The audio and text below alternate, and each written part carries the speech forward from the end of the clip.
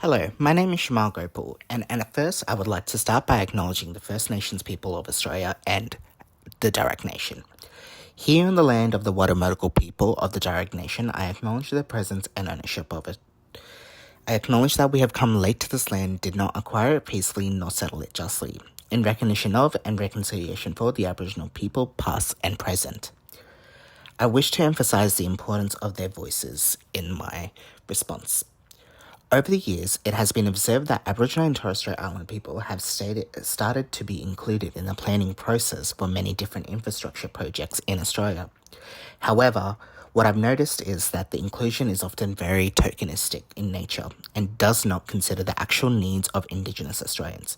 For example, the 2023 referendum saw that 60.06% of Australians voting no to the proposal, effectively stating that Aboriginal and Torres Strait Islander people should not have a voice in the matters that concerns them, such as environmental concerns or any places of cultural significance. Furthermore, I have observed ongoing contentions behind planning projects where many voices, both Indigenous and non-Indigenous, are not being heard. Whether that be in the naming of a new metro station, take for example the Gadigal station near Town Hall, or the development of the Western Sydney Aerotropolis. There appears to be a lack of meaningful consultation and consideration. The Department of Infrastructure, Transport, Regional Development, Communications and Arts has stated that the new airport will remove approximately 1,200 hectares of land and vegetation, of which 30% of it is native vegetation.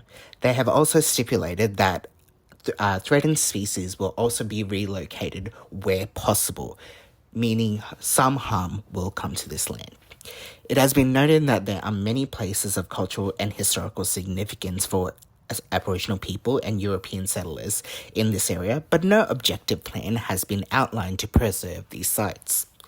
Looking at the Western Sydney Aerotropolis explanation of intended effect, which is an environmental report, it has been observed that the First Nations people who have been approached for consultation. However, no real directives have been considered that reflect their input in the planning process. Similarly, in the Metro West project, limited consultation with Aboriginal and Torres Strait Islander people have resulted in a tokenistic name change for a station without addressing the deeper concerns and values of what this would mean. Through reimagining planning, I want to ensure that First Nations people not only have a say in what happens in their local area, but also have an active role in planning processes, particularly if it concerns their environment and sacred spaces. For my final project, I initially intended to write an essay, as this would have been the easiest option given my schedule. However, this is an opportunity for me to artfully express my ideas of reimagining planning in a way that isn't restricted to words.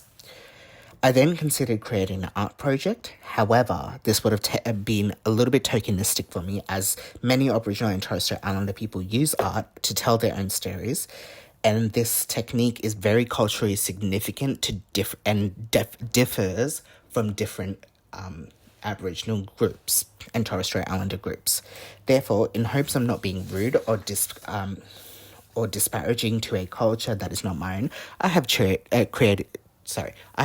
to create a short story. Similar to the 7 Stages Grieving by Wesley Enoch, and I will be incorporating some images, both AI generated and non-AI generated images, to vocalize and visualize the story of the First Nations people, having a say in naming places and participating in practices to preserve their history.